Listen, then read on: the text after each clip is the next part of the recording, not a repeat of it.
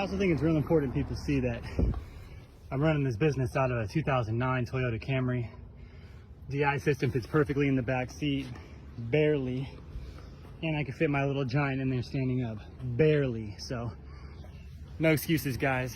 Get that money. All right, guys, the most important part of running your business is getting started. Starting out, I had about $100 in Home Depot window cleaning supplies, and I had business cards that I had bought for like 20 bucks at Staples. Once I had that, I started with storefronts. Starting out, marketing to storefront commercial is gonna be your easiest bet and your best practice for not only marketing, but also for your cleaning technique as well. The main point I'm trying to make is that when getting started is you just have to get out there and get started, get going. Because you can sit around all day waiting for something to happen, but the thing is when you're owner operator or just business owner in general, you have to be the one who is the force. You have to be the one moving things along and making shit happen. No one's gonna do it for you.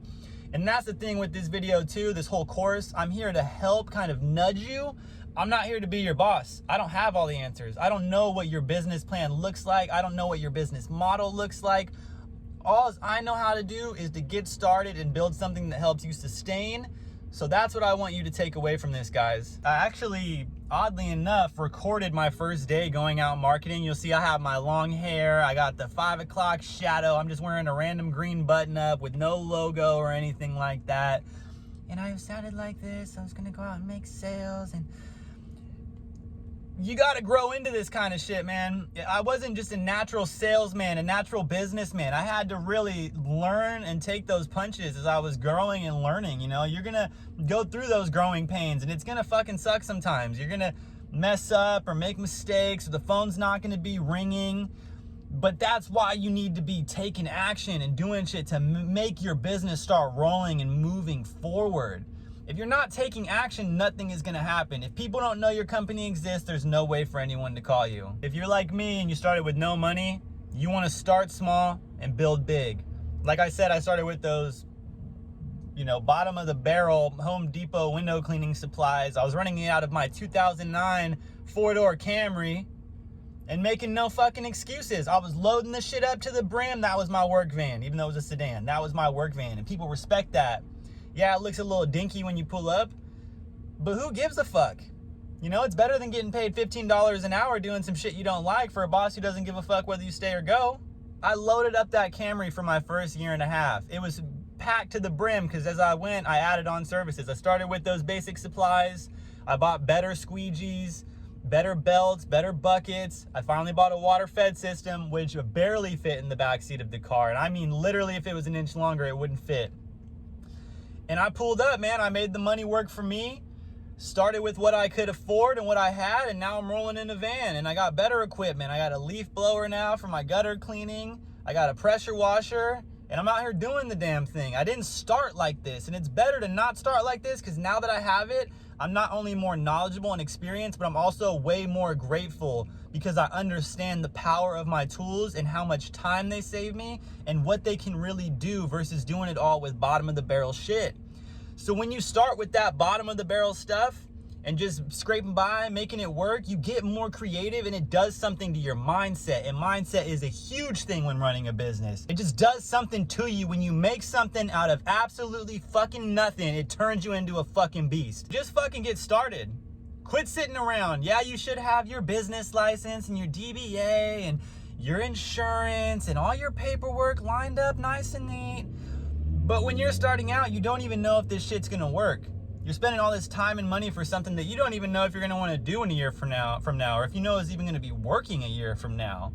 So honestly, start as a quote unquote hobby, but in your mind, it's a business and you're growing it. But it could just come off that way. It's something you do part-time, get into the flow of, you know, you do a couple jobs for your neighbors and you take that money and you start reinvesting it into the shit you fucking need. You don't need it all to start, as nice as it would be, but when you're dead broke, you can either work with what you got or make excuses for why you can't get started. So here is that clip of my first day at Puff Window Cleaning. Hope you guys enjoy. All right, guys, my name's Tyler. Started my own window cleaning business. I have no clients. Posted out on Craigslist. I just had some lady, sounded like she was from India, try to scam me. So today I'm gonna go pass out some business cards and let you guys know how it goes. I'm an actor. and I just want to make money on my own. I figured I'd make one of these videos for anybody else starting out who's scared to go, or nervous to go do the whole sales pitch thing. But I'm gonna go in there, I'm gonna get juiced up, and I'm gonna tap in, let you guys know how it went. Well, went okay. Some people shoot you down. First guy told me straight up that whether I left my business card or not, he wasn't gonna change his mind. Nail salon didn't really seem interested, but a lady in there who was getting her nails done asked if I did residential, of course, and I said yes, so that was a potential hit. Went to probably like 30 places and got some kind of almost maybes. We have someone, maybe if you could beat their price kind of deal, and now I'm just passing out cards while I walk with my dog, and I'm just putting them on the windshields of cars in the street. I like having the dog with me too, kind of just a little icebreaker. I hope no one yells at me. Wish me luck. So I got a call on the cards I left on the cars earlier today with a guy threatening to cut off my finger if I ever touch his car again. So do not recommend doing that to any people out there starting a window cleaning business. But it's been a killer first day. Still don't have any clients. Came pretty close. Liquor store called and tried to talk me down to doing their entire storefront for $15, which is like probably like 5 cents a window or something. But anyway, just gonna keep pushing. What's up, Puff family? Out here at Home Depot in Long Beach, California, getting ready to show you all the supplies and equipment you need to start your own window cleaning business. Dawn Dish Soap, $5.47. Microfiber towels, $12.98 for a 16-pack. So you need a pole. That comes down to preference. You could just start with first story, but just for the sake of it, we're gonna go ahead and grab a second story pole because it gives us a higher chance of higher income. So the squeegee cost is gonna be between $11.97 to $19.97. I'll go ahead and just get the cheap one to start out. Then we have a mop for $16.97. You also want to grab one of these window and glass scraper razor blades. It's about $9.97. They're not completely necessary when starting out, but they are good to have. Just make sure that you have the client sign a scratch waiver if you use it on tempered glass. Lid for a 5-gallon bucket, $2.48. You want to get your grade 0000 steel wool, and that's going to be $4.97. Make sure it's this grade. It has to be the 4 zeros or it's no good. And then we just need a 5-gallon bucket. It costs about $4.98. Cool, so before tax, everything comes out to between $94 to $132, depending on what equipment you buy. I suggest spending about $150 max, so you could have a smaller squeegee for French windows, and you get the long pole as well for if you happen to book a second story job. You're also going to want to bring a bath towel with you, and that should be free $99, assuming that you have an extra bath towel laying around at home. I also recommend you buy a box of business cards. You can get about 500 of them for $20, so tack on an extra $20 with your tools. You're spending about $114 to $152 total on everything you need to start a window cleaning business, and I guarantee you can make that money back on your first job. Now, with all that being said, say you book a job and they have French windows, your squeegee that I showed you or that you purchased is not going to fit in that frame of glass. So do that estimate, book that job, and then just be sure you go out and get a smaller squeegee. You may see some of my videos and see that I have more top of the line equipment, but that's not how I started out. You book a job, put that money back in your pocket to pay for your tools, and you go out and buy a ladder. I have a little giant. It fits in the back seat of my car, barely. I could stand it up back there and it fits perfectly, so I recommend you get that if you have a car and you don't have a ladder rack with the truck and all that. And I got mine used for about 50 bucks, and I think you can buy them brand new for about 150 bucks, and you'll be able to pay that off with one job. So just start out slow and build up. You don't need every single tool to start out. Quit sitting around, quit looking up videos, go out there, buy your tools and get to it. There are some more advanced tools you guys can get, just more top of the line. They're gonna make the job easier, and time is money. So these tools are saving you time, essentially making you more money. I'll be leaving a link to all that stuff in the description as well. As far as uniform goes, guys, you're gonna wanna get your logo on some shirts. I always like to have mine tucked in as it adds some value to the company, and just some nice work pants, some heavy duty work pants. You're gonna wanna wear shoes that are comfortable.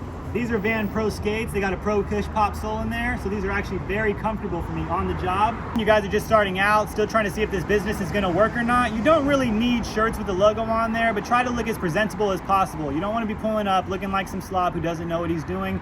You really wanna look like someone who holds some value that's gonna really transform the client's home. To get your water solution ready for the job, preferably you do that at your own house, but if for whatever reason you don't have a spigot or a hose to access water, you'll just go ahead and fill up at the client's house.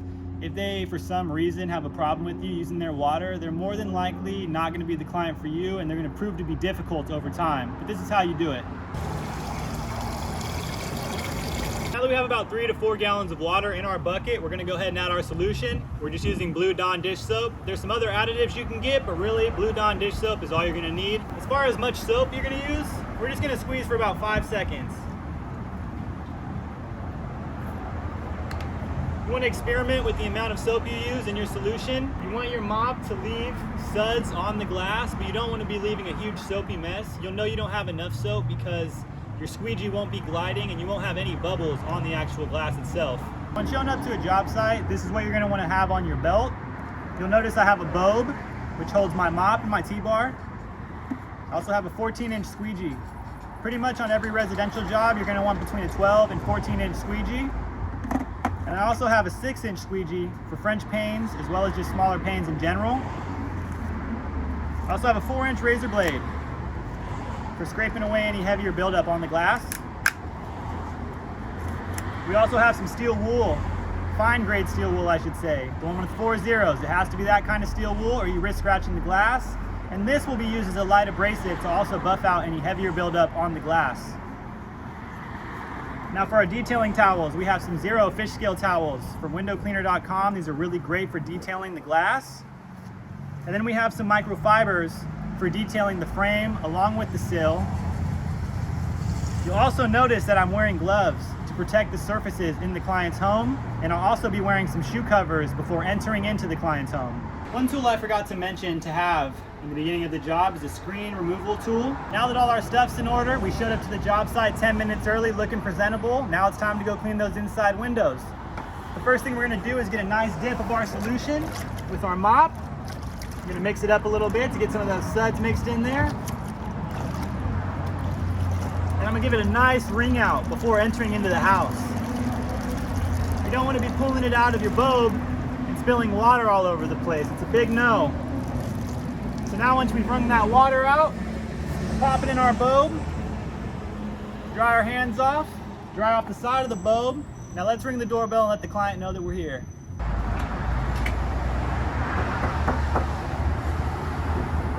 After knocking, whether it be for an estimate or a job, I always like to take a few steps back and give some space between myself and the client. Hey, good morning. Hey, morning. How you doing? Good, how are you? Good. Where do you want to start? If it's all right with you, we'll go ahead and start inside. Yeah, that sounds good. All right, perfect. I'm just gonna pop these shoe covers on real quick. Awesome, I appreciate it. Now guys, the reason we start inside the house is that if the client, for whatever reason in the middle of the job wants to leave, they don't have to worry about us being in the way and roaming around their house. And it also allows us to enter the house while we're still clean and not being dirtied up from cleaning the outside windows. Now the shoe covers, right off the bat, putting these on adds a ton of value to your business. It shows that you care, you're going above and beyond to ensure that the client's home stays in the best shape possible and that you don't damage anything. Hey, do you need me for anything? You know what? Everything is actually pretty straightforward. If I happen to run into any problems or anything like that, I'll just come and grab you. Okay, sounds good. Awesome, perfect, thank you. Let the client know we're here, we've said hello. We're gonna start with these inside windows. You're gonna wanna lift the blinds up as you go. Now some of these blinds you're gonna run into different ones. Some of them are on a string, some of them are like this, where you just push up and they stay locked. If it does have a string, I like to pull the string while pushing up just to sort of support that weight, because sometimes people's stuff is so worn down that by just pulling the string, it actually can't support this weight and it's bound to snap, and then you look like you're responsible for damage. So just always be careful when opening up blinds. Before actually cleaning any windows, if requested, we go ahead and add on some track cleaning. For track cleaning, you are going to want a shop vacuum and an extension cable. You also want your mop, some towels, and some sort of brush to agitate the dirt. Something like this, track cleaning can be extremely tedious and actually tends to take me longer than it does to clean the actual glass itself. So for track cleaning, I like to charge between $7 and $10, and I just make the client aware, hey, this is very expensive, it takes a lot of detailing to get right. Since I use Jobber, it says in my line items, next to window cleaning, tracks can be added on for an additional fee. If you do not have Jobber, you just want to make your client aware of what is included with your cleaning. So you let them know, oh yeah, we include a complimentary wipe down of the ceiling frames with every cleaning. That way they're not just expecting and assuming that you clean the tracks for free, because some people do assume that track cleaning is free, and it definitely should not be. It's extremely tedious, guys. So make sure you're charging what you're worth and getting that money. Steps for track cleaning, pretty simple. You want to take your brush, and the first thing you want to do is agitate all that dirt in this window track. Now, if they were really dirty, you could even run your vacuum while agitating the dirt, so that way it's not flying all over the house. But for this instance, we're going to agitate first. Get inside that window track a bit, the screen track. And then we'll take our vacuum.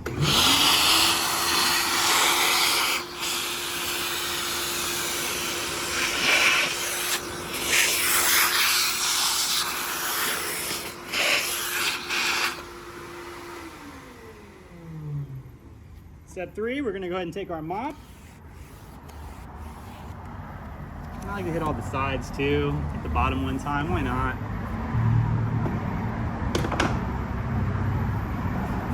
Take our microfiber. Just get in there and dry everything out.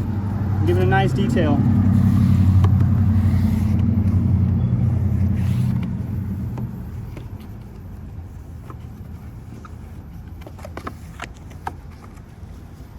Now it doesn't need to be absolutely perfect, but it definitely needs to look like it was cleaned, especially if you're charging $7 to $10 per track.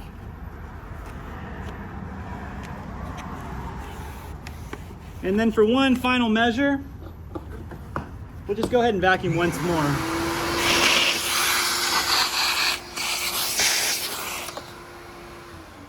And you can see I sucked out some muddy water from those seams. Just going to detail that.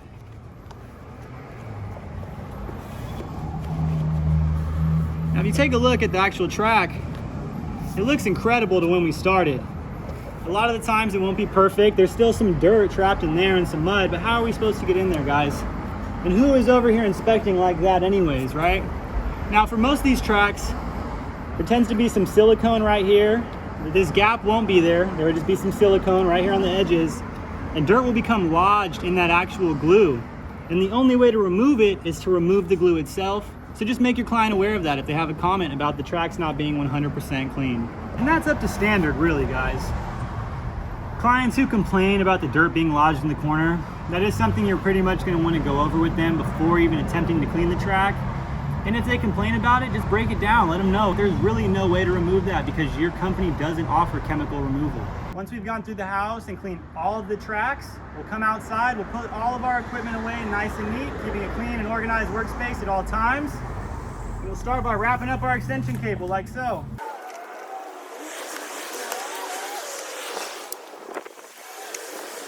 You want to keep your stuff organized, your workspace clean at all times, guys. You don't need your client coming out and tripping on your stuff, and then you're liable for some sort of lawsuit or injury now. Let's get into the technique for actually cleaning windows inside. The first thing you're going to want to do is take your mop out and mop the window. You want to be mindful not to drip. When you lift this out, sometimes water is just dripping off. You don't want it to hit carpet or just be spilling onto things that matter to the client. So a little trick is you can lift it and just rotate it while it's still over the bucket to catch all those drips. And if some go down the bucket, just wipe it away. We're gonna be mindful of all that. Set it off to the side.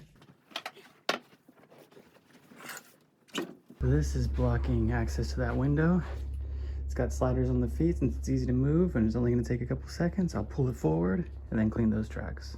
All clients need to be made aware that all windows should be accessible upon arrival, but if for whatever reason they're not, it only takes a couple seconds to move, then do that. If you don't feel comfortable moving it yourself, kindly ask the client to move. This is a spot where if you're a shorter person, you probably want to get some kind of step ladder. Let's go ahead and mop the windows.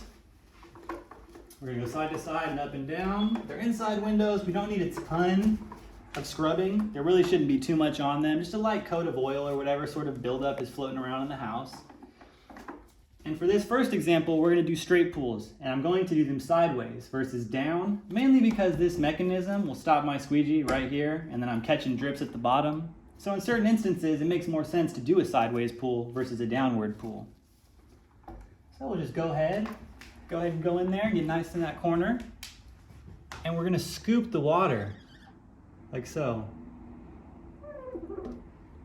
And after each scoop, I like to wipe my squeegee down just real quick like that. I know some people just wipe the edges. For me, it just makes sense to do the whole thing because I get into a real fast state of flow.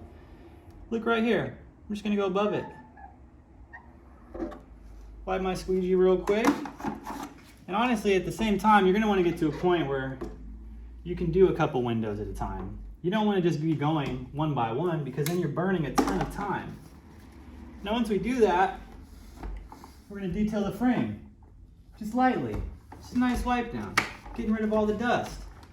Don't go crazy, don't get OCD on it. You don't need to be here making it a brand new window, just clean it.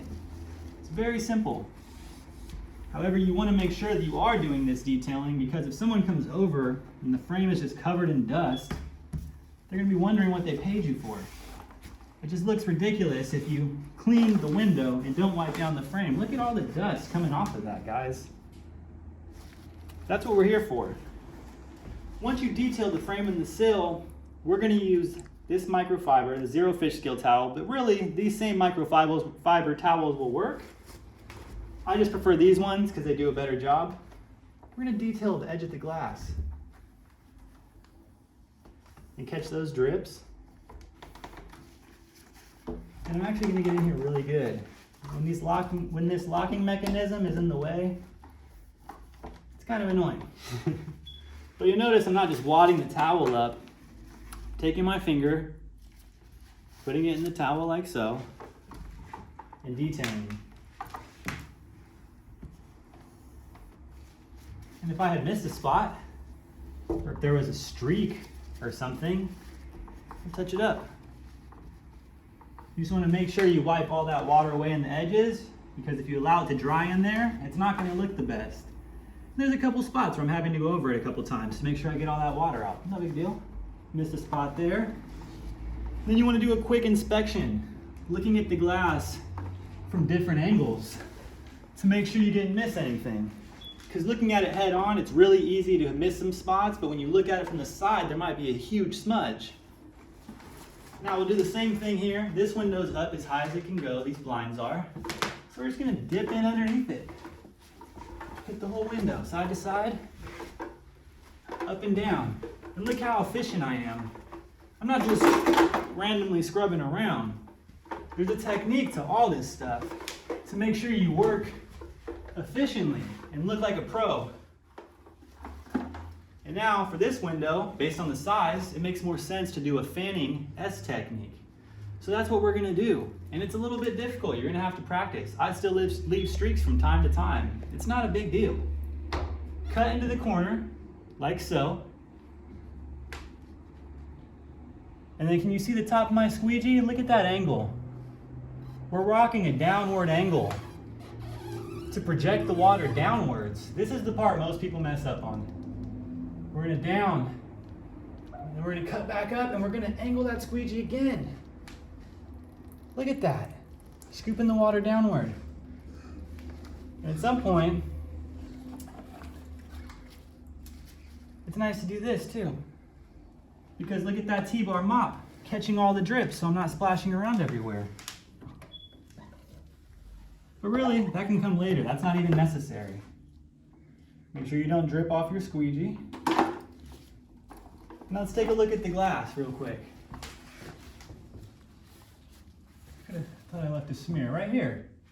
You probably can't see that. There's a little bit of water, a little smudge mark. Just touch it up. It's not a big deal, it happens. And like I said, we'll go through and detail the frame.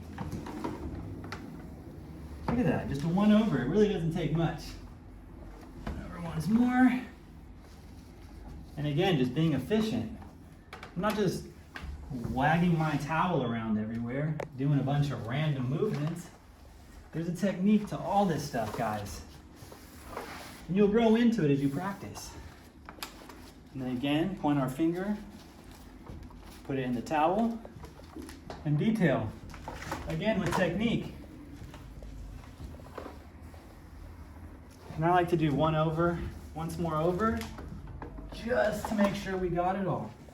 Because why not? It takes 5 extra seconds. Saves you time at the end from having to go back. And again, we'll just do a quick inspection and move on to the next window. Now that we're moving on to the outside windows, guys, I went ahead and grabbed my ladder and my Techno pad with another light abrasive, which is a 0 white pad. For the outside windows, you're going to want a much bigger dip of your solution because there's a lot more dirt and whatnot out here in the windows. And it's going to soak up a ton of that water. So notice I got a huge dip and just put it straight into the bulb. That way I don't have to keep coming back for more dips. This painter's tool, and we use this for removing screens. Now for screens, you're going to want to find where the springs are. So you see that? Springs are like that. They're on this side. So I'm going to push these springs in, take my tool, hook into this frame very carefully, and just push and scoop. Pops right out. You can see it's still kind of tucked at the top. I'm not going to force it out. I'm going to finesse it like that. Just sort of angle it. And that's all there is to it. I'm going to set this off to the side for later. Just going to take our mop, hit the windows, again, side to side, up and down. And look at that solution. Perfect amount of bubbles in that. And all I did was count to 5. You're going to experiment and find the right amount of soap that works for you and what you're trying to accomplish. Side to side, up and down, perfect agitation. Now, for these outside windows, I'm actually going to detail the frame first. And they might take a little bit more detailing because the outside tends to be dirtier. Just basic wipe down of this big outer one. Look at that difference, guys. That's what people are paying you for. It's a luxury service. If you're poor like me, you might not understand the power of residential window cleaning and just how happy people are to have their home looking in tip-top shape. Beautiful. Now, I'm going to use this scrub pad, this Techno pad with the 0 scrub pad. I'm going to agitate. I'm agitating the dirt and the heavier buildup. Now, if you don't have one of these starting out, you would just use some fine grade steel wool. And same thing, and look at that technique, again, being efficient. I'm not scrubbing 100 different directions. Hitting all the corners, zigzagging to the top. And again, on this window, we could do straight pulls either down. And look at that, it's not perfect. I'm leaving streaks. It's not a big deal. I just caught it all. Now it's gone. I'm gonna wipe this down.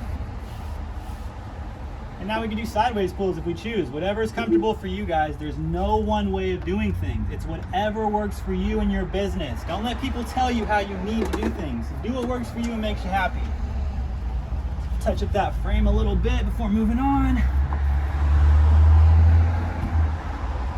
Oh my goodness, look at that.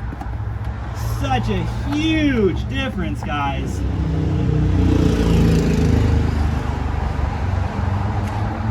At the end, it's the same thing with touching up, guys. Put your finger in that towel and detail the edges. Now, one of the things that's going to save you a ton of time while working is having fresh microfiber towels. If your towel's getting damp or it's worn down, it's going to be smearing the water versus actually absorbing the water and wiping it away. Now I'll do a quick inspection before moving on. It actually looks really good. Except for this bottom part. I'm just going to touch this up real quick.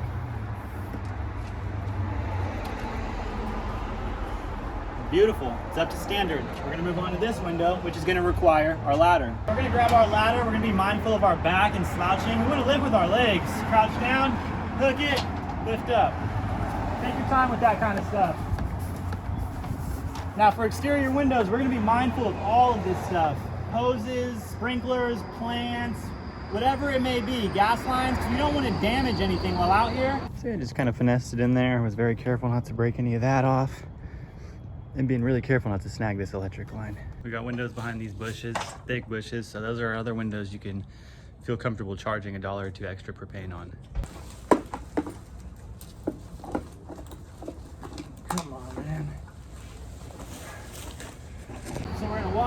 be very careful. Squat down, open our ladder.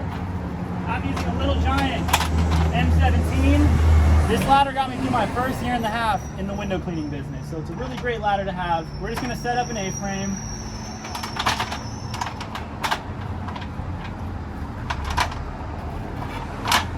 Now, if you guys aren't comfortable on ladders, be very careful. But hook over like so, really get a solid base on that ladder. And then again, taking out our mop, hitting the whole window. Being efficient. Look at the way I'm hanging onto the ladder. This is very comfortable, guys, but don't rush starting out. Take your time. You gotta grow into this. And notice I'm putting a little more into mopping the outside windows because there's more dirt. Detailing towel for the frame.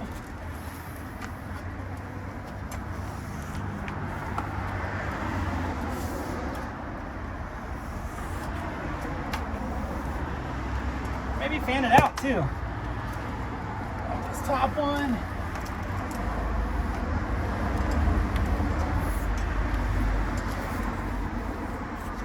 Make sure we get these inside too. Hit everything, guys. You don't want to be leaving all this stuff dirty for your client. Why have clean windows in a dirty frame? It looks ridiculous. Again, it's not a deep clean. Just wiping all that dirt away. And then we'll S technique out here as well. Hook into that corner. Top is angled downward. Oh, look at me forgetting steps. It can happen, guys. I do this all the time. Technopad. You want to make sure you agitate that dirt before mopping away. Otherwise, they're not going to be as clean as they need to be. Beautiful. Perfect amount of soap in our solution, too.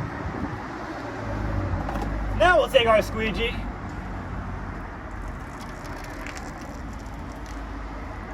That first corner that you cut is always the hardest, guys. Look at that streak. Look at that huge streak I left. Oh my goodness, what are we gonna do? The client's gonna be so mad, I'm not gonna get paid. Take your detail towel, put your finger in it and rub it along the line. It's gone, just like magic. Over here too, oh my goodness. People overthink it. It's so simple, so straightforward. We're cleaning windows, guys. There's no one way to do it. As long as the glass is clean, your job is done.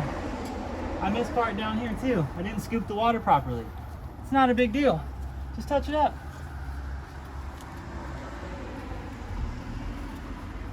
And to be honest, guys, most of the time, no one's paying that much attention to what you're doing. So don't worry about it. Don't be embarrassed if you don't clean it perfectly every time. You're not a robot, you're a human being. I always want to touch that bottom frame up one more time too. And then you can actually come over here real quick. You'll see there's some heavier buildup right there.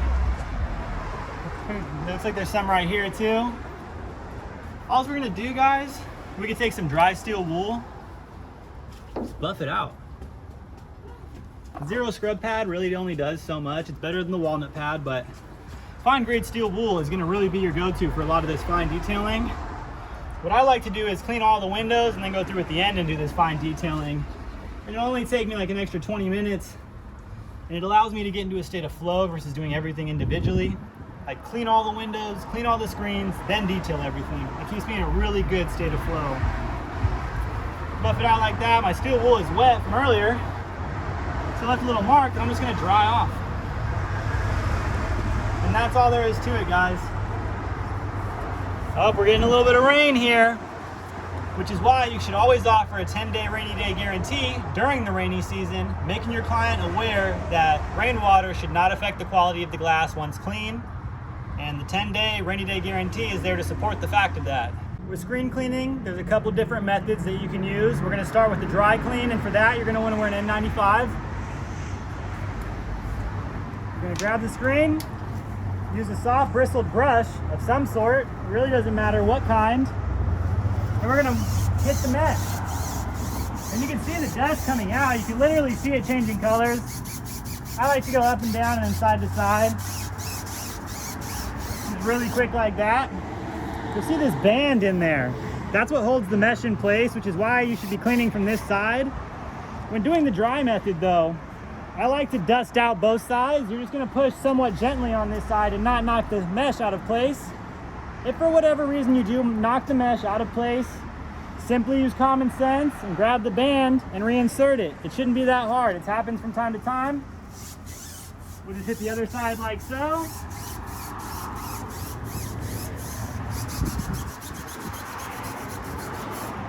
Take our damp towel from earlier that we were working with. Gonna detail the frame. Look at how it knocks all the dirt off. Literally changing colors right before our eyes.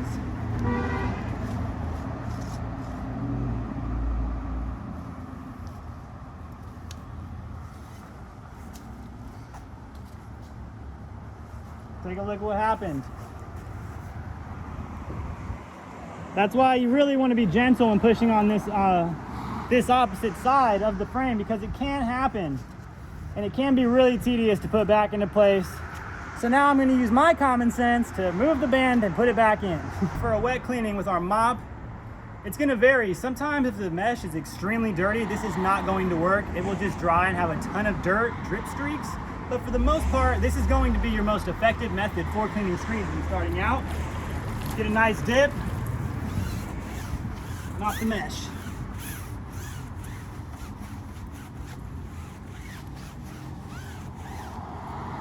I like to get both sides wet.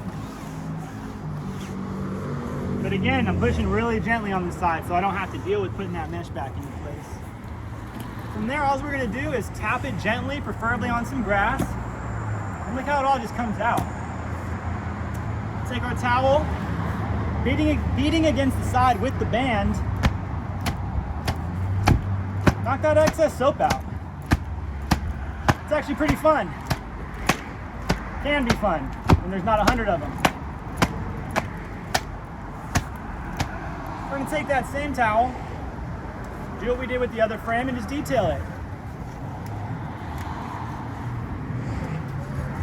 If you guys do clean the screen with a mop or just any water in general, make sure you do that before cleaning the exterior windows. You want to give the screens time to dry, because if you try to reinsert them while they're wet, water is bound to splash from the screen onto the window, which is going to dirty the glass up. On the left side, this is the screen we mopped. This is the one we dusted out. To me, they look relatively the same, which is why I'm saying again, guys, there's no one way to do things. If you guys aren't comfortable using a razor blade on glass, just don't do it. It's not worth the headache or the amount of money you'll end up owing if you do damage the glass. But again, you're really just looking out for tempered and single pane glass, but really do your research before attempting to use a razor blade on any glass. We have some stucco overspray right here. When it comes to heavier overspray on the glass, at a certain point, it's gonna be considered a construction clean depending on the amount of buildup on the glass. If it is stucco overspray, you do not want to use any abrasives on that. The stucco will get caught in the abrasive and really scratch the hell out of the glass. You'll want to use a razor blade, again being mindful if it's tempered or single paned, at which point you would want the client to sign a scratch waiver. Now if it's just paint, you can try to buff it out with an abrasive. It'll take a long time. You're really going to want to use a razor blade on that. If it's double pane glass, you should be safe to use the razor blade on that, as long as there's no stamp claiming that it's tempered. And as long as it's just a minor amount of paint, I don't mind just scraping it off. If it's very excessive, I will consider it a construction clean. Let the client know and make them aware that if we do charge for a construction clean, it's going to be 2 times the price of our original quote. This is the stamp I'm talking about. It's hard to see, but basically just stating that it is tempered glass.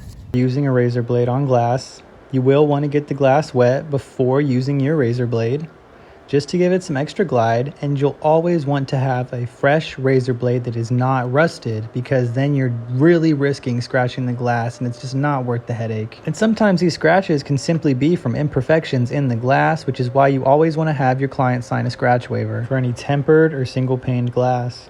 And use straightforward motions with your razor blade. Don't go forward and backwards, and don't be swirling it around. See, there's some excessive paint buildup. We could hit that with the razor blade, but honestly, a lot of that stuff is considered a construction clean, which you could say that you charge extra to remove. However, I'm just gonna go ahead and hit it real quick.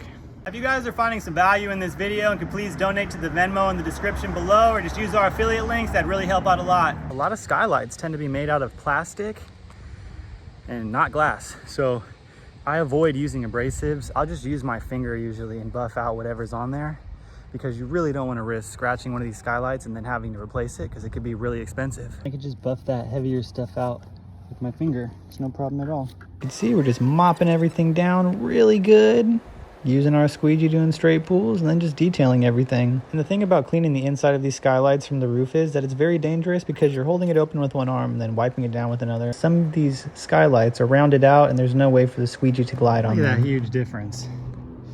Now I'll insert a clip of what I'd normally do for cleaning the inside. These will open up from the inside and there'll be a little pin you can remove and lift up. These ones appear to be mechanical and I don't think they have that. Now, since there is likely no pin and they are mechanical, I see there's a counter directly below it. And for me, it's not worth the liability of trying to clean the inside of these skylights. I saw another one is in the shower. It's very thin, very difficult to set the ladder up. I think we're better off just making the client aware that they're slightly inaccessible or are inaccessible, and that we'll just be doing the outside, which is still gonna make a huge difference. You don't need to include skylights in your services if you don't want to, but it's definitely a moneymaker. Usually on the job site, I'll clean the inside windows, clean the outside windows and screens, and then I'll go through one last time and do touch-ups. Now when doing touch-ups from the inside and using a light abrasive, you want to be very mindful and careful, because some people do have tint on their inside windows and a light abrasive will ruin it with a ton of scratch marks. Now I like to do my touch-ups, I'll walk through the inside and do inside touch-ups, but it also gives me a moment to note where the outside touch-ups need to be done. You can see there's some heavier buildup here that was missed, so I'll go around out there and actually buff all that out after I do all my inside touch-ups. Some people would just do these touch-ups as they go. I prefer to focus solely on touch-ups at the very end, because for me it makes the job done to the highest degree possible, and people really notice that effort of you going above and beyond to ensure that the job is done to the highest quality possible. So for putting screens back into place, you're really just doing the opposite. Gonna angle it, and sometimes it's a little big, so it has to be angled sideways to get it into place properly. Then we're just gonna push those springs in and push it in. Voila, same thing. Put the top in, angle the bottom.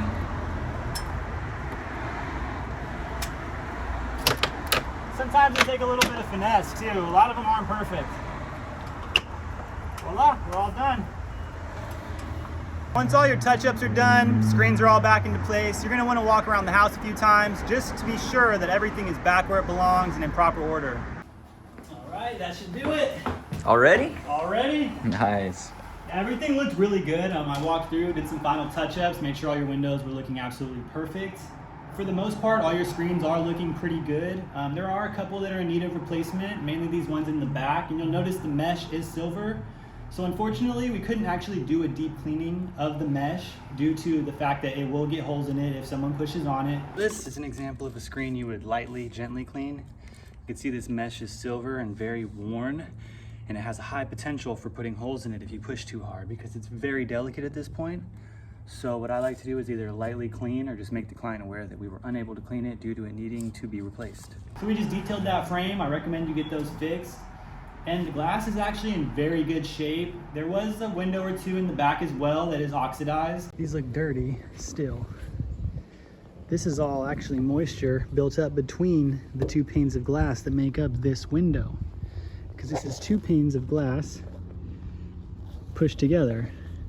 And when the seals on the window begin to fail, moisture gets in there along with some dirt and grime and gets trapped. And eventually it'll fog your whole window out. Now for oxidation on glass, it's basically just the seal on the window beginning to fail and moisture is beginning to get trapped between the panes of glass. And the only way to get rid of that is really to replace the windows. And I see it at just about every job I go to, and people don't tend to mind it. They usually will just leave it until it fogs up all the way and then deal with replacing again then, because glass is so expensive, you know. But other than that, everything looks really good. All right, I appreciate it. As far as payment goes, we do prefer a cash or check if you have that on hand, but we also accept Zelle, Venmo, and take credit and debit as well. We prefer. All right, Zelle's fine. Zelle's good? All right, perfect. Yeah, I'll just give you my card, and then you can take down our Zelle information. Awesome, I appreciate it. Awesome, man. It was great working for you. Thank you for trusting us to come out and service your windows. All right. All right, have a great day. Thank you. You too, take care. Once the job is complete and everything's been paid for and all is said and done and I've left, I like to send a nice text to the client just thanking them for trusting us with their service and asking for a nice review on either Nextdoor, Google, or Yelp. This is our pure water system. I have the Zero Pure from windowcleaner.com. It's a 3-part filtration system. You're gonna have to do some research and figure out which water fed system is gonna be best for you and your business. I chose this one. I absolutely love it.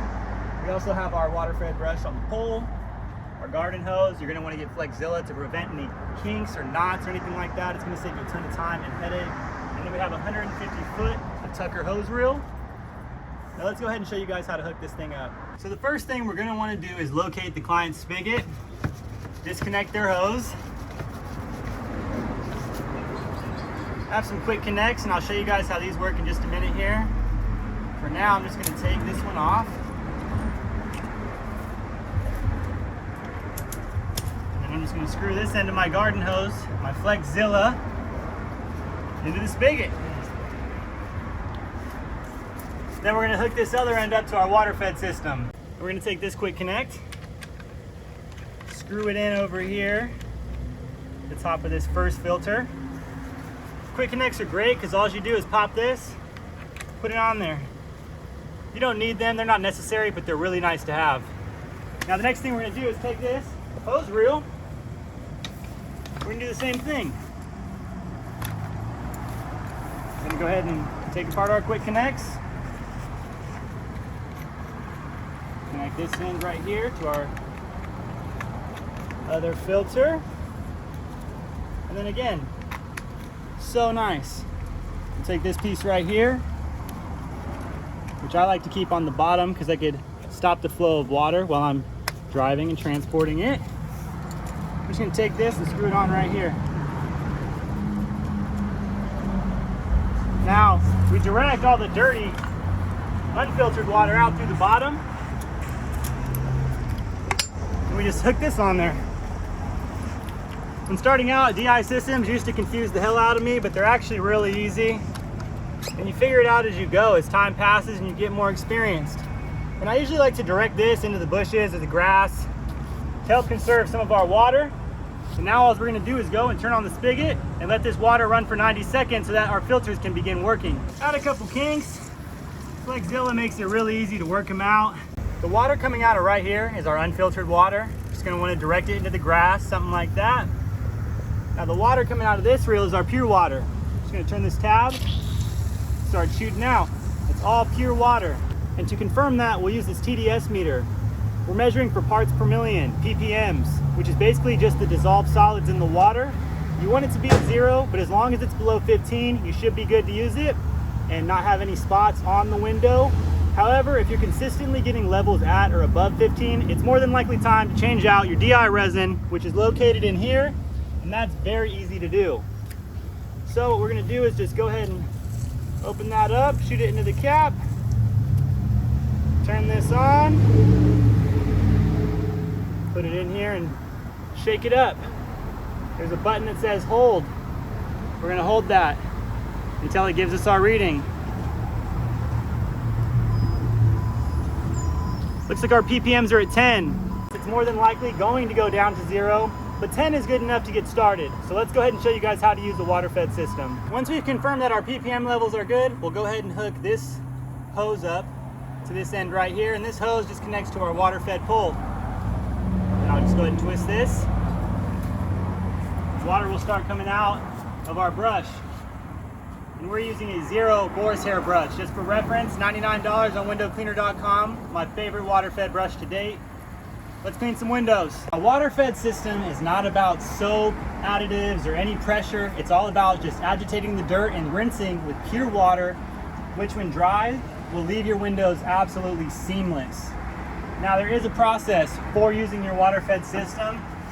The main note and the main thing to take away, always scrub the frame first. On my first job using a water fed system, I did not know you were supposed to scrub the frame. And when I finished, I had to go through by hand and redo every single window because they all had drip marks. They had drip marks on the glass, dirty drip marks. So we're just gonna agitate all the dirt on that frame, get in these little nooks, and you get an incredible result. It doesn't take a lot of effort. Honestly, taking that extra couple seconds or minutes to scrub the frame is gonna save you a ton of time in the long run. Sometimes when I get a ton of dirt and stuff caught up in here, I'll just go like that and wipe it out real quick. And then you wanna rinse really good, because we don't want any dirty water dripping off of the frame onto our clean glass. And that's what happens when dirty water, the water drips off the building, a dirty section of the building onto the glass. That's what dirties your glass after you use the water-fed pole. It takes a lot of practice to use this thing right, which is why I say it's a tool and has a time and place. This is a great instance of when to use it. Yeah, you can do this traditionally, but getting in these bushes with your ladder and all that, it's going to be a pain. Just use the water-fed system. However, I will say on a majority of single-story homes, I'll do it all traditional. Sometimes it takes the same amount of time doing traditional as it does using a water-fed system. It just depends on the size of the job and the effort involved. Now I'll come over here, scrub it from the side. Why? Because it just makes more sense. It feels more comfortable. And really hitting the glass, going every direction, up and down, side to side, and then giving it a really good rinse. And hitting that bottom too, at the bottom of the frame. Making sure we don't have any dirt in there. And then rinsing from top to bottom. And I like to shoot water right into the edge of that frame where the window meets, because sometimes dirt is lodged in there and I just like to clean it out.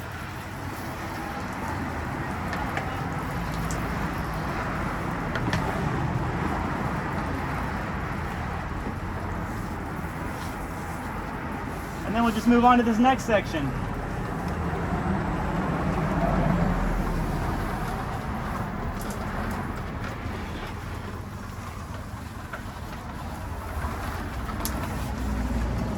Look how easy that is. Can you imagine trying to get back there? Look at, I'm able to hit that whole section with the brush. It's beautiful. I'm being mindful of the plants. You don't want to be banging against those too crazy. And look at all this dirt coming off of that frame in general. It's really amazing, the power of this tool, which is why I think people get so addicted to it. But really, there's nothing quite like traditional window cleaning. It's an important skill to have. But with that being said, you don't want to be too tied to traditional cleaning either. You want to know when and how to use specific tools for specific instances. Look at that. It's just so effortless. Now, I do recommend doing some stretching before using your water-fed system on the days you use it, because it can be quite strenuous on your neck and your shoulders. And I'm just going to knock those spider webs out of the brush real quick.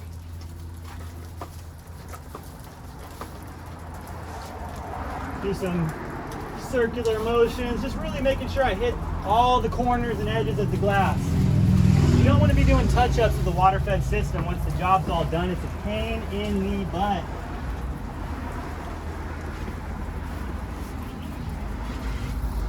Go ahead and rinse that.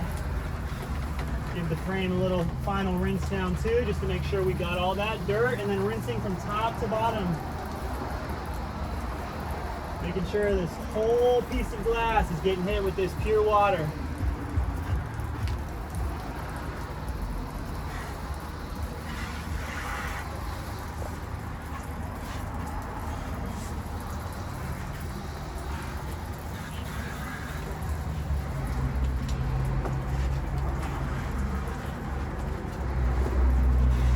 Now, when plants are touching on the glass, that part of the glass is going to have a little mark on there because of the plant. There's really nothing we can do about that, because it's not our job to cut the landscaping or do any landscaping or do anything that might potentially irritate the client. We're here to clean the windows, and that's just an obstacle we have to face. And same with this frame. I can only really scrub this frame down so good right now. When I walk through at the end, I'll more than likely use a fresh towel and just wipe that down and give it one final detail. I'm all about going above and beyond. It probably isn't fully necessary, but I'd love to make a good impression and really ensure a 5-star review. And as you can see, the glass is wet. If you happen to finish the job and collect payment and the glass is still wet, just explain to the client, hey, I know that your windows are still wet. That's all pure water. As long as you don't touch it, it should dry completely seamless. If for whatever reason it does not, please let me know as soon as possible so that I can come out and do any touch-ups. But 99% of the time, it's going to dry completely seamless with no problems at all. I'm gonna rinse this one down one more time just because I leaned my brush against it. You really don't want to be touching this glass after it's cleaned because you have the potential to leave dirt and whatnot in there. That's really all there is to using your water-fed system. For commercial window cleaning, it is slightly different. You'll see here we have a trad pull. This is a zero trad pull from windowcleaner.com, but really you could buy these at Home Depot as well, just not as good quality. This one's carbon fiber, I absolutely love it. We're gonna get a really big dip when doing these outside windows. Put her on the tip of our pole. And we're gonna wet all these up at once. See, I'm not really worried about splashing around. If you're in a high traffic area, you are going to want some wet floor signs.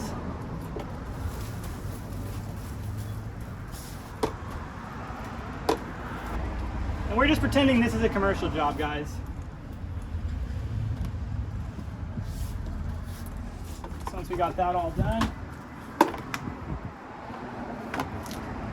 we'll switch over to our squeegee. For commercial, you're going to want between an 18 to 22 inch squeegee. You're dealing with a lot of bigger windows, which is why you have a bigger squeegee.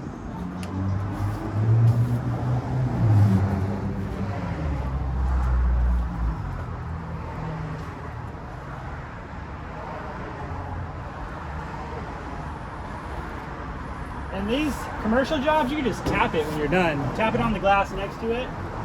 This one, I'm just going to do a straight pull. I mean, obviously I do this by hand, but it's on the pole, so why not?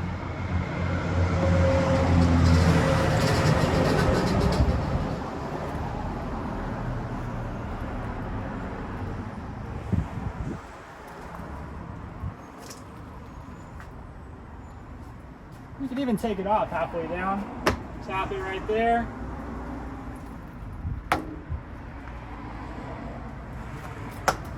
Tap it again, just tapping it after each time. After each time you go on the glass.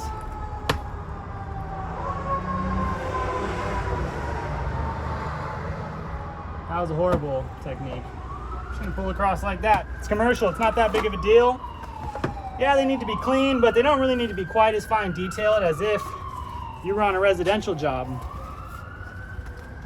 Now, for example's sake, I'm using this zero fish scale towel, but really on these commercial jobs, you just want to use a standard microfiber towel.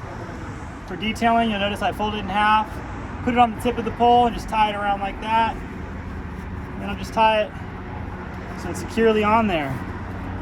Check it out.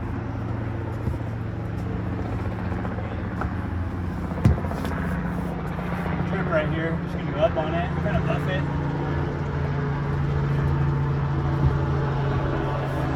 Come over here, same thing. They don't need to be absolutely perfect. You don't want a bunch of smears and stuff. But at the same time, it's different than when someone's at their house staring out their living room window, fixated on a smudge. These are people at work. You just need the windows to be presentable enough for people to come in. So they don't need to be absolutely perfect, just as perfect as possible. Which is also why you're charging a lot less for these commercial jobs, and we'll get into that pricing a little later on.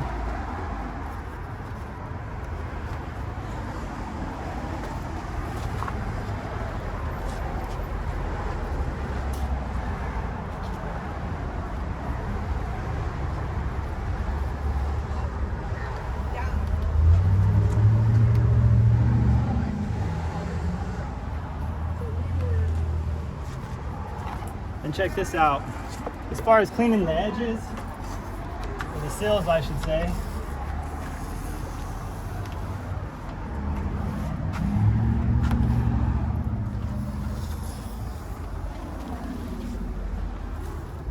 and if you want, you can take your towel and just kind of go over the excess, make it a little nicer, but you really don't have to.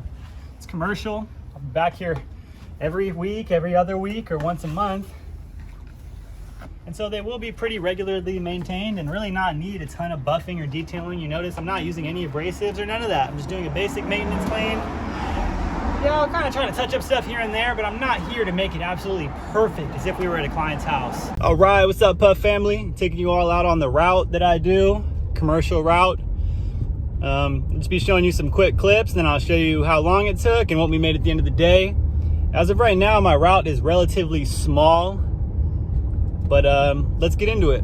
And this is where a trad pull comes in handy, makes it so you can hit glass that's out of reach. And I'll do a nice S technique all the way down in the middle and then finish it up by hand. Now for detailing, I'll tie a towel off on the end of my trad pole and then hit those edges. Route work is all about speed and efficiency. Notice how I'm mopping as many of those upper windows as I possibly can at one time. Then I'll go back and squeegee them all, followed by detailing versus doing them one by one. Now when detailing, I will point my finger, put it inside the towel, and then trace along the edges of the glass to catch any excess water and drips. You do not want to bundle up the towel, as it has potential to smear the water instead of wiping it away. You also want to make sure to wipe down any lettering or stickers that may be on the outside of the windows to prevent any drips. It takes me 3 hours, about 3 hours to run the route, and I made $200, and so I averaged $66 an hour on my route, which isn't bad at all. And route work is super easy. It's so straightforward, and something about it is just so low stress, man. I really wish I did have a bigger route. When it comes to all your legal paperwork, you're really gonna wanna check with your local city, county, and state to make sure that you have all that proper paperwork in order, because I am not a lawyer or a financial advisor, so you really need to check with your local city, county, and state. I am not a lawyer or a financial advisor. If you've made it this far, it's the part that everyone dreads, the part that tends to be the most boring, the most confusing. At the end of the day, it's all pretty straightforward, but we're going to dive into the legal paperwork involved that you'll need to get filled out if you want to be running a legitimate window cleaning business. So starting out, I want to say my first 6 months in business, I actually didn't have insurance, which I do not recommend doing. It's not worth the liability. You could break one thing, damage one thing in a client's house that changes your whole life forever and really puts you in a hole and ruins your whole business before it even gets started.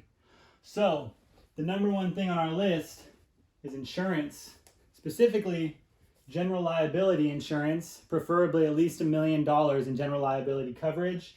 I get my insurance through Next Insurance, and I'll leave a link below to Next Insurance page. You get a free quote, see how much your insurance will cost you. When I had it just for window cleaning, it was about $86 a month. And I think even when I upgraded it to for my gutter cleaning, pressure washing, and solar panel cleaning, it's still around that $86 a month mark, plus an additional $35 I pay to cover the cost of my tools if they happen to get stolen for whatever reason. And all that stuff's really straightforward, super worth having. You pay that $85, let's say that's 1 hour of work, and it covers you for a whole month of working. And it's just better safe than sorry. It feels like something you maybe don't need, but man, it really, accidents happen quick, and it's better safe than sorry. Really get insurance, guys. We're going to want to get our DBA, also known as a fictitious business name or doing business as. So I am a sole proprietor. You guys have to decide if you would like to be a sole proprietor or file under an LLC. For me, it just made most sense to operate as a sole proprietor. So an example I can give is, my name is Tyler Jones. So my business is me. My business is Tyler Jones. And I'm doing business as Puff Window Cleaning. All you're gonna do is go onto your county website, and they should have a link there where, if I remember correctly, I printed it out, filled it out, got it notarized by someone at the post office for like 15 bucks, and then mailed it in with a check. I want to say the total was no more than $45 to do all this. I almost think it was less. The main thing you want to be aware of when filing your fictitious business name is it does need to be handwritten, from what I remember. And if there are any mistakes made, you'll need to redo it. I mailed mine in the first time with something I crossed out, and it made it invalid. The whole point of getting it notarized, right? It's like I could have made changes after it being notarized, so to be safe, they have to make sure there's no markings on the paper. But it's really straightforward. Go on the county website, print it out, mail it in. Yeah, there's a little bit of work involved, but it's honestly really easy. It just sounds confusing. Once you got that all figured out, you're gonna wanna get your EIN, also known as an Employment Identification Number. And to get that, you just go onto the RIS website. I don't remember the exact price, but I think it was around $15 to get that number. From my understanding, the whole point of an EIN is so that you don't have to use your social security number when doing business. So sometimes I get into a W-9 form. I fill out a W-9 form for some bigger commercial jobs that I do. And it's a way for them to be paying me as a contractor. So I'll have to put my W-9 or my EIN on that W-9 form versus my social security number. I think it's a safe measure to practice because you at some point will fill out a ton of these W-9s as you continue to grow and expand. And you don't just want your social security number floating around like that. And it's also a good way to separate yourself from your business. For me, I really plan on developing and growing, and I want to be a separate entity from my business at some point. The last thing we need to do is get a business license with our city. And to do that, you just go onto the city website and there should be a link to all the information of the steps you need to take in order to get that business license. For me, it was really easy. I remember printing the papers out, filled them out, went down to City Hall, pulled a number, waited for 10 minutes, handed off my paper, got approved, and then they mailed me a sticker and a business license.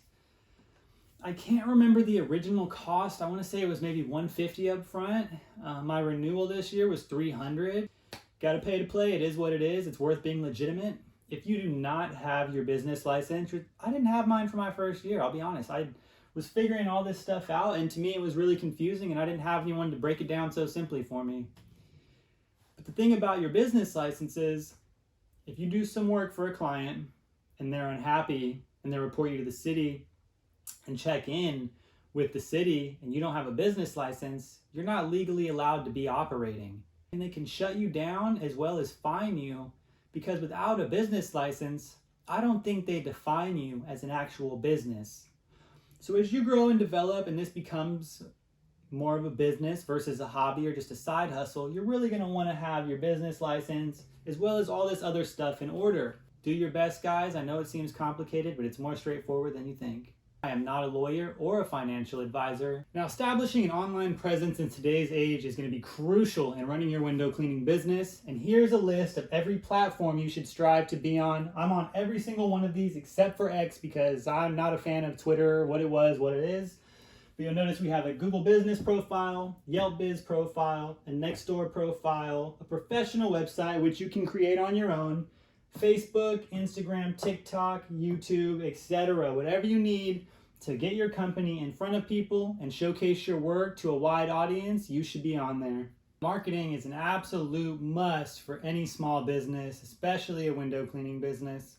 Here are a few of the forms of marketing that I prefer. I like to keep it simple, I like to keep it cheap, and I like to keep it straight to the point. I don't like to overcomplicate the marketing process because it can end up costing a ton of money.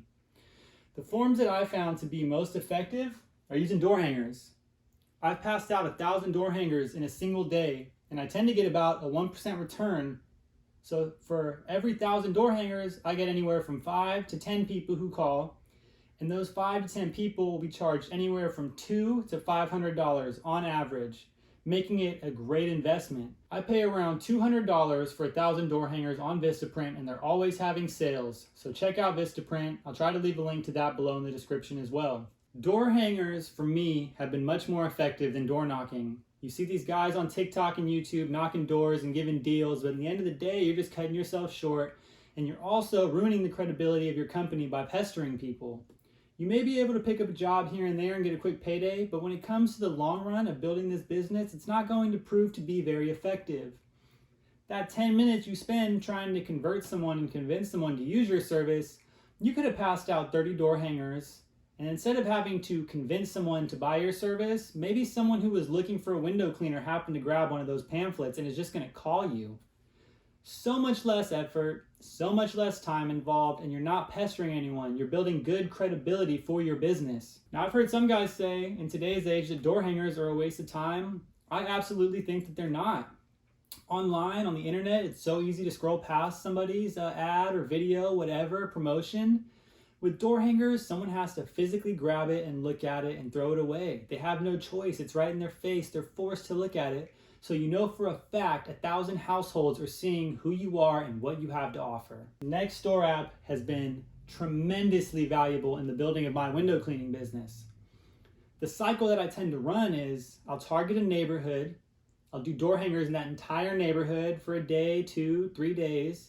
And when I see people, I'll approach them, ask if they want a flyer, and if they're interested in actually getting a free quote on the spot. I use this opportunity of passing out door hangers to actually approach people while they're outside, not door knocking, but approaching people as they're gardening or whatever, striking up conversation, and then offering a free estimate, seeing if I could help them out, see if I can add value to their life.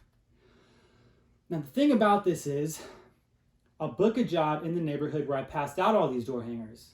So I'm recognized by all these neighbors. Maybe they've talked about me, maybe they haven't. I'll book a job in that neighborhood. Based on the numbers and passing out 1,000 in that neighborhood, I should book at least one job, and that's on the very bottom end of your return. And I've never had a return that poor before with door hangers. So you book that job, you do good work, you ask for a recommendation on the Nextdoor app. If they do it, a lot of people are happy to help out, especially when you're just beginning and you ask for a recommendation, let them know how much it would mean to you. People will go out of the way to leave you a recommendation. They go on Nextdoor, their post is targeted within their exact community. So now everyone in that community who saw your door hanger is now saying that you did some work for their buddy Sally down the street, and now you're more credible. Because not only do they have this door hanger offering a great deal of 10% off, but now you have credibility in the neighborhood from doing work for someone that they all know and trust. And I'll just keep that cycle going. Facebook is another great place for marketing. You can run ads for really cheap, which allows you to experiment and see which ads are working and which ones are not working. And you can also join local groups where you're able to just drop in and say, hey, this is who I am, this is what I offer. And you could even leave some before and after pictures, some videos of your work. And that's what that portfolio is all about too. Building your Instagram, building your social media content. It's all really just a portfolio for you and your business. Now, local groups are great because it's people in your actual community looking to help people in their community. Same with Nextdoor. Now, I have a personal page on Nextdoor and a business page on Nextdoor. You're not allowed to promote on your personal page, but I found this loophole. I'll post a before and after picture or a video of me at a residential job cleaning windows and put a caption promoting my community. I love being able to help my community shine, and just throw up a little emoji, and it's all good, it's all fun, and people love that. People love people who are willing to go out of their way to make their community look good, who are part of the community and who care. People want their surrounding neighbors and people in their community to care. So be that guy, show that you care, show that you actually want to help, show that you have value, show what you bring to the table, and promote that. Be willing to help, be willing to serve, be willing to go above and beyond for your neighbors and your community. It's bigger than just cleaning windows. You truly are making people's lives easier and making your community a more beautiful place. Eventually, you will want to run some Google local service ads.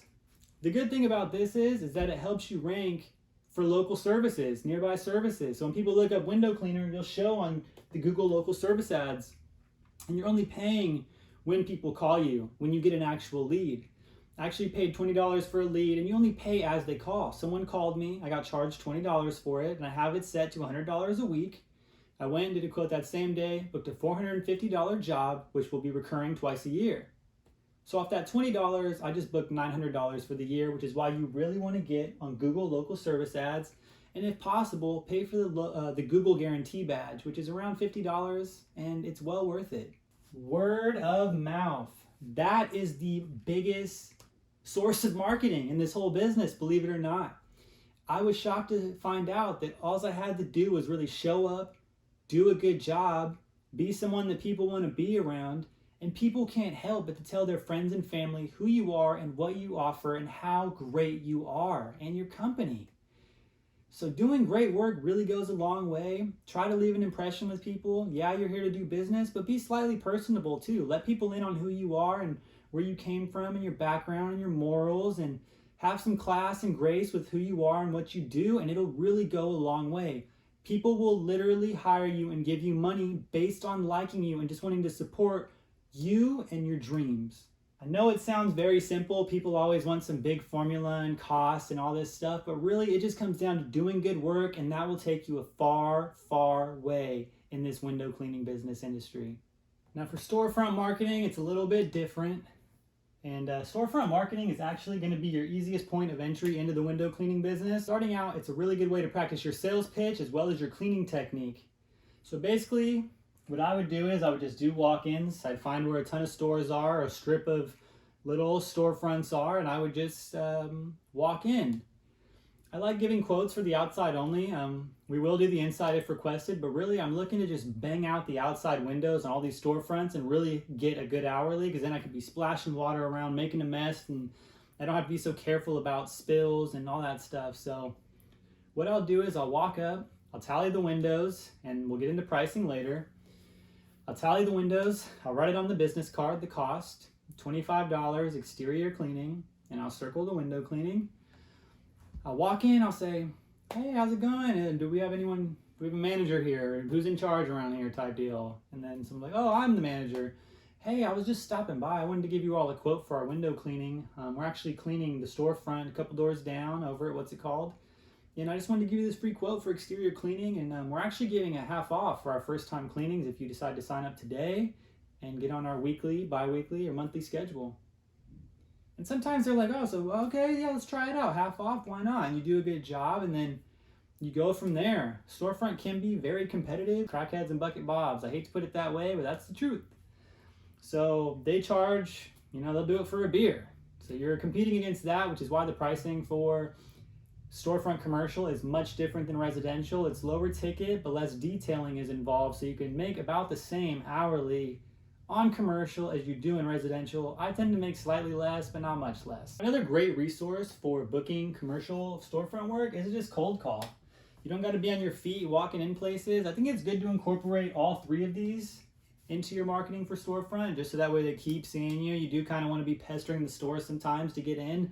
It's different than residential. At residential, you don't want to be just knocking on everyone's door every week and pestering them in their place of peace and living. But for storefront, it's different. People are at work. I'm trying to lock this deal down. I'm trying to get into contract with you all. I really want to be your window cleaner. Let's get it cracking. And that's the energy. So I'll go in, I'll leave the quote, and then maybe I'll cold call a week later. Check in. Maybe I'll cold call the next day. Hey, I was just there yesterday. See if you had time to think about it. Okay, cool. I'll check in a couple weeks. And you just keep pounding, and eventually they start hiring you. I think it's very good to have a minimum. I know this isn't about pricing, but have a minimum pricing for your storefronts as well. Ours is at $25. Just going to sneak that into the marketing section for you all. And then cold emailing. Cold email these people too for commercial storefronts or even bigger commercial jobs. And I've booked jobs that are in the thousands. It's about $1,400, $1,500 at two churches that I just happened to cold email at the end of winter last year. So there's a ton of opportunity out there, guys. If people don't know you exist, there's no way for them to call you. So really, any way you can get in front of people and be seen, you should be doing that. And the thing is, when you're out here cleaning these storefronts, people will be seeing you and asking you if you do residential, and that's a great opportunity to hand them a card. Or if you're cleaning storefronts, you see someone walking by, hey, good morning, you guys need a window cleaner? We do residential. Give them a card. Always have cards in your pocket. And same goes for when you're on residential jobs. Always have cards in your pocket.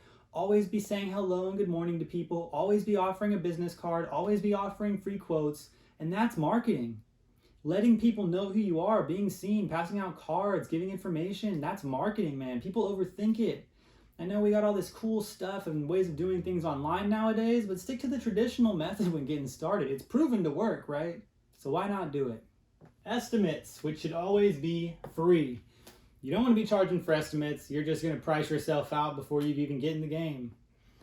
Now, I've been in business for a few years now, so I have Jobber. I run all my software on there. They keep track of my estimates, my requests, my invoices, my client list, my itemized services that are offered, my expenses, pretty much everything. So check out Jobber if you guys are looking for a solid world-class CRM for your service-based business. I'll leave a link to that below. You get 20% off your first 6 months and a free 14-day trial when you use my link. So that would really help out a lot if you guys could use that. I'd really appreciate it. Now, Jobber is absolutely great. If you're brand new starting out, you probably don't want that because you don't have any clients. But once you see that this formula that I'm giving you works, Go ahead and download that, try that 14-day free trial, and see how much value it adds to your business. You're going to be shocked. It's going to save you a ton of time, and it makes you look more professional. So, running my estimates on Jobber, I will get a phone call, and then we'll set a time. I'll put it in the request, window cleaning inside and outside, and then I'll get the time down, and then they get sent an automated appointment reminder so they could have that for their calendar. And then I go and I convert it to a quote. I punch the line itemized services that we're going to be doing, and I go around and tally the price and put the price into the app, and then it sends to the client, and they have everything there right in front of them that they can read off of. They see exactly the exact process we follow for all of our services, so there's no question about how things are being done, and it's just so straightforward. Saves them a ton of time and headache, saves me a ton of time and headache. So get that if you need it, man. Starting out, I didn't have Jobber. I had my phone notes, and I was able to survive like that for about 6 months until it got out of hand and very overwhelming.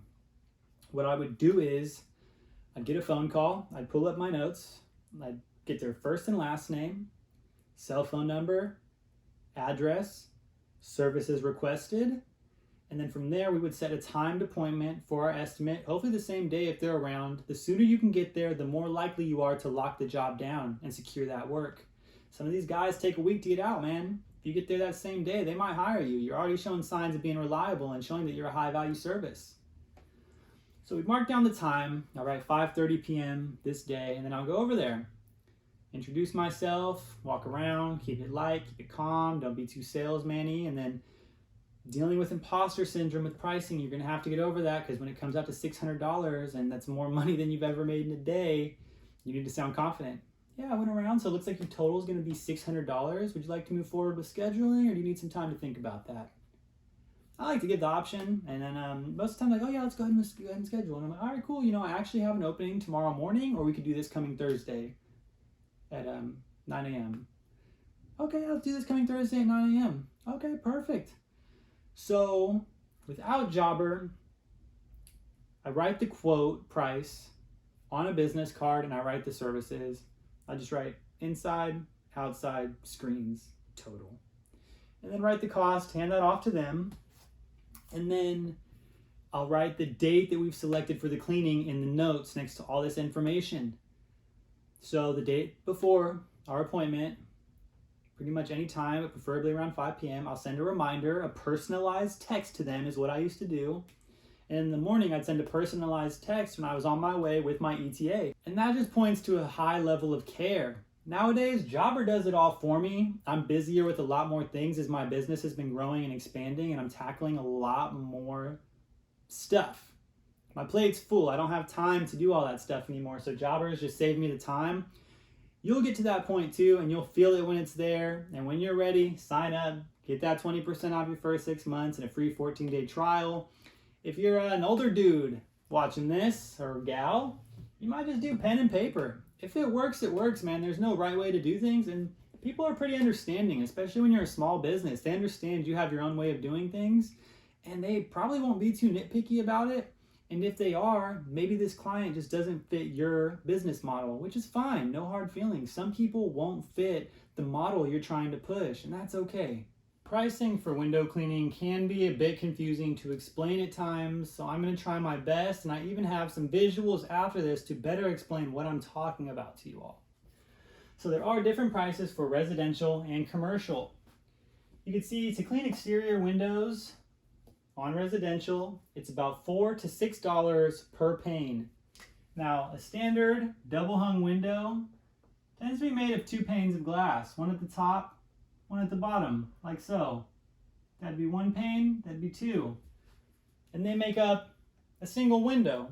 A window is basically a collection of glass. This window happens to be made up of 2 panes, and we charge by the pane. And say that we went ahead and charged $5 per pane. That would make the total for cleaning this window $10 for the exterior only. Now, if we added on the interior of these windows, it would be an additional $5 per pane. So, $5 for that one interior, $5 for this one. That brings our total for this window to $20. $10 per pane, inside and out, and $20 total. And you can charge an additional $2 to $4 per screen, bringing the total for this to around $24 at the high end. You really don't want to be charging over $25. You don't want to price yourself out. I try to keep my pricing around $20 to $22 per window, and play with your pricing. I'm still trying to figure out where my exact price point lies.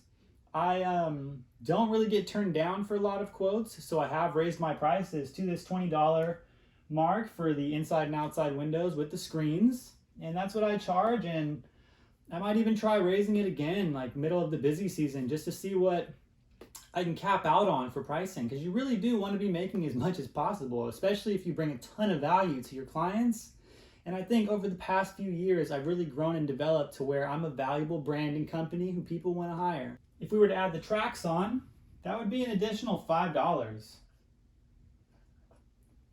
I think some people even charge upward as much as $10, but you're really pricing yourself out around that point, I feel like. So that's why I like to just charge $20 for the inside and outside windows and screens. And then if we add the tracks on, it makes it an even $25 per window. It makes it really easy to go around and tally. And I don't really have to think much. It's just very, very straightforward. 4 windows is $100 full service. Now, commercial pricing is slightly different. Tweakers and bucket bobs. So you don't want to price yourself out from a guy who's willing to do it for a pack of Modelo, you know? So exterior windows, a standard pane, we charge $2. $2 to $4, you should say, based on the sizing of it. You'll get better at it. Commercial pricing is more complicated because you're trying to get as close to top dollar as you can without pricing yourself out, which is why I am willing to do some negotiating on storefronts based on what I think I can make hourly for the size of the window and all the cleaning involved. So for the exterior window, we would charge around $2 per pane.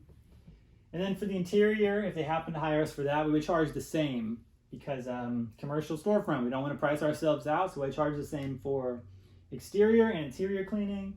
A lot of them don't have screens. If they happen to do, it's just another $2 per screen added on. And I'll go over some more visuals with you all too to break it down, how sometimes you have bigger windows, but you pretty much find a way to fill the big window with this image of how many small windows would be in and tally up the price to where you make the same amount of money just based on how big the wall of glass is. And it doesn't really matter if it's 10 panes or one giant pane, you end up getting paid the same amount regardless because you know how to factor in all that stuff. But again, it takes time to grow into this pricing. I'm still growing into pricing 3 years into the business. It's confusing and it's hard, and you want to experiment and see how much you can get away with charging. You don't want to price yourself out, but bigger than that, you never want to be the cheap guy. You never want to be charging on the low end. You want to be charging the max, making sure you make enough money to live the life that you deserve.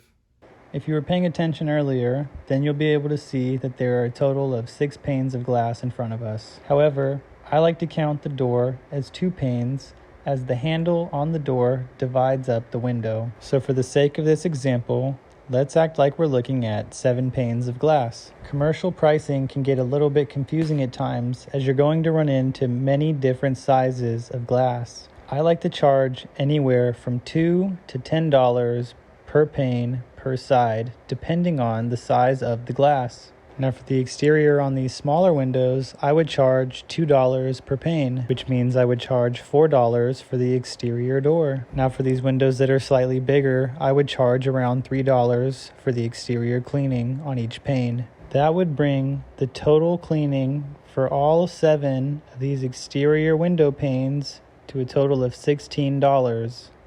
Now imagine for a moment that all these window panes on the left are one giant window. I would charge around $10 to clean that pane of glass. And when we tally that $10 for that big pane of glass with the other 3 panes of glass on our right, which would be $6, we still get the same total of $16 for this exterior cleaning. So as you can see, when you price the size of the glass correctly, you should make the same amount of money based on the wall of glass, no matter how many panes are involved. meaning that if this were one giant pane of glass, we would charge around $15 to $20 per side. As your business grows and develops, you're going to want to add on some extra services, some add-on services that can help you make more money as a business. A really good one when starting out is blind cleaning, and I charged $1 per blind. So if there's a set of 20 blinds, I charge $20 for that set of blinds. And when they have 5 sets, that's an extra $100 added on to your day. I don't do it anymore. It's really dusty, really dirty, and very tedious to clean blinds. But when trying to establish some value in your company, it's a great add-on service to have. A year into business, once I bought my deionized water-fed system, I added on solar panel cleaning. With solar panel cleaning, I tend to charge between $8 to $10 per panel for cleaning. And that really depends on what other services they're getting that day, or if I'm coming out strictly for solar panel cleaning itself. With solar panel cleaning, I tend to make around $200 an hour, and it's a really, really, really great add-on service and a great upsell to have when you're already there cleaning the windows. You'll be on a job, cleaning the windows, notice they have solar panels, offer to clean them, give them the quote, and a lot of times, since you're already there, people will just sign up. Another great add-on service, gutter cleaning. Gutter cleaning really helps with floating through the slower months of fall and early winter, and kind of helps you roll into spring as well. A huge majority of our income this year was actually from gutter cleaning in January and February. So gutter cleaning is something that'll really help you during the slow season. It's another great add-on service to have when you're already there cleaning the windows. I'll usually be there cleaning the windows. When I move onto the outside, I'll set up the ladder, take a picture of the gutter line from the inside, show the client, send them a picture and say, hey, I noticed your gutters are full, if they happen to be full. This is how much it would cost to get them cleaned out for you today. I really recommend that we do it to help preserve your home's integrity and really keep it in the best shape possible. Most people are willing to sign up. They're already spending $300. What's an extra $150, $200 that day? You know, you're dealing with a lot of people who are decently well off, not necessarily rich, but definitely not poor. This is a luxury service. Pressure washing is a little bit more of a complicated add-on service. I'm still growing into pressure washing, but again, it's a wonderful service to have. A lot of the buildings where I live don't tend to be covered in algae. They tend to be covered in dust. So I'm not even really having to use chemical most of the time. I have a surface cleaner so I could clean driveways, pressure wash driveways, and then I usually am just rinsing houses off, and it's making a huge difference because there's so much dust in the air down here. And people tend to be really happy with the results. I just go ahead and clear out all the eaves of dirt, spider webs, cobwebs, and people are more than happy at the transformation that occurs, even without chemical. Christmas light installation is another great service to help you float throughout the slow season. I personally do not offer it. I don't feel like dealing with hanging on to Christmas lights or dealing with electrical wiring. I just don't want to deal with it. I prefer cleaning and regular maintenance. Now, this part of the job should not be underestimated one bit, or you will be going out of business within your first year, and that is slow season survival. The slow season will vary based on where you're located. For me here in Southern California, it tends to be between like January to April, early May. But last year it dragged on. The rain kept coming and going, and people were just putting their windows off, which is why I recommended you guys all have some add-on services as well. Some guys I've seen, I think it's in Florida, their slow season is middle of summer. It's too hot, too humid. For where I'm at, located in Southern California, it's the opposite. Middle of summer, we're booming.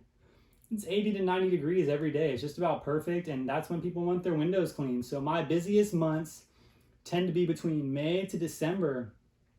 Really, I'm busiest in June, July, and August, but really that whole section of the year from May to December, May, June to December, I'm pretty packed, man, with window cleaning, gutter cleaning, solar cleaning, pressure washing, and we stay really busy. The thing is, during the busy season, people tend to get so wrapped up in this idea that the phone's just going to keep ringing forever. They haven't come to terms with the fact that one day the phone's just going to stop ringing. The slow season rolls in and the phone just doesn't ring.